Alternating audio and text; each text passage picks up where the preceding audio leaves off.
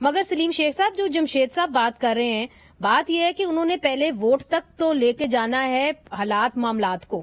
اب آپ چونکہ پورا دن رپورٹ کرتے رہے ہیں پی ایم ایل کیو کے اوپر، تو یہ بتائیے کہ جو پرویز الہی صاحب نے کل انٹرویو دیا ہے وہ کیا اشارہ کرتا ہے؟ چونکہ ایک طرف سے یہ دیکھا جا رہا ہے کہ وہ شاید اسمبلی تحلیل کرنے کا ان کا بالکل دل نہیں ہے، مگر یہ بات بھی تو درست ہے جو جمشید چیمہ صاحب کہہ رہے ہیں کہ انہوں نے مونس کی سیاست کو بھی تو دیکھنا ہے. جی بالکل، آپ کی بات ٹھیک ہے کہ انہوں نے مونس کی سیاست کو بھی دیکھنا ہے، لیکن ان کی جو سیاست جہاں سے شروع ہوتی ہے نا، تو وہاں سے اجازت لینا بھی بڑی ضروری ہے. اور جو وہاں سے ڈائریکشن ہے وہ یہی ہے کہ ابھی اس اسمبلی کو تھوڑا وقت ضرور دینا ہے. اور وقت کے حوالے سے میں آپ کو اس کا میکینزم بتا دیتا ہوں.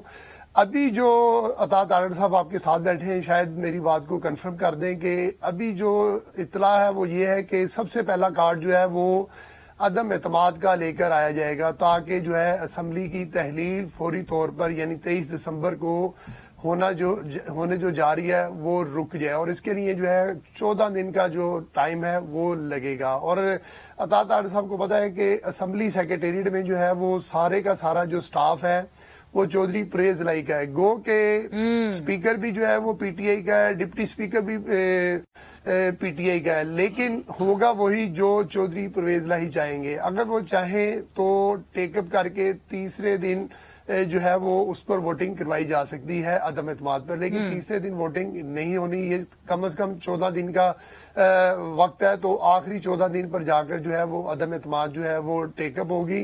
اور اگر عدم اعتماد کے لیے قانون تو وہی ہے کہ اپوزیشن کو نمبر پورے کرنا پڑیں گے، لیکن ان کے پاس نمبر پورے نہیں ہیں. ایک یہ ہے کہ 14 دن اس طرح گزر جائیں گے، اور اس کے بعد جو ہے وہ اسپیکر اور ڈپٹی اسپیکر کے خلاف بھی جو ہے وہ عدم اعتماد کی تحریک لانے کا جو ہے وہ پروگرام تشکیل دیا جا چکا ہے.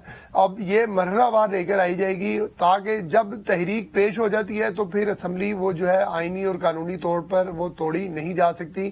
اس حوالے سے بھی جو ہے عطا تارڑ وہ آئینی اور قانونی ماہر بھی ہیں، وہ بھی بتا سکیں گے کہ اگر یہ 3 تحریک جو ہے عدم اعتماد کی وہ لے کر آئی جائیں گی تو اس کا مطلب ہے کہ 45 ڈیز جو ہیں وہ اسی میں نکل جائیں گے. پرویز الہی کو 23 دسمبر کے بعد جو ہے وہ نکل جائیں گے. اور پھر بعد میں اگر گورنر کہیں کہ جی اعتماد کا ووٹ لیں، اور پھر اعتماد کے ووٹ کے دوران جو ہے گو کہ چودھری پرویز الہی کے پاس 190 اراکین پورے ہیں، پھر اگر پی ٹی آئی کے کچھ اراکین غیر حاضر کروا لیے جائیں تو پھر چودھری پرویز الہی کہیں گے دیکھیں جی میرے تو 10 ایم پی ہیں، 10 کے 10 پورے ہیں. عمران خان صاحب آپ کے جو ایم پی ایز ہیں وہ غیر حاضر ہوئے اور ان کو بعد میں ڈیولپمنٹ بجٹ بھی دے دیں گے. تو ہاں جی، اور یہ جو آج چودھری شجاعت حسین نے جو صحافیوں سے گفتگو کی ہے، اور اس میں بھی انہوں نے وہ بڑے پر امید ہیں، اور ان کا یہ کہنا ہے وہ سیاست میں بڑے ان کا نام ہے، اور وہ سمجھتے ہیں کہ چودھری پرویز الہی جو ہے 4 سے 5 ماہ تو کم از کم نکال لیں گے. یہ انہوں نے کہا ہے، پرویز الہی کے حلقے ہیں. جی بالکل. اور تو آپ نے پھر ایک واضح طور پہ ایک روڈ میپ دے دیا ہے کہ یہ کیسے 4 سے 5 ماہ نکال لیں گے. کم از کم آپ نے 1 مہینے کا تو دے دیا ہے کہ اگر یہ 3 تحریک عدم اعتماد. میں نے 1.5 ماہ کا دے دیا روڈ میپ دیا ہے آئینی اور قانونی.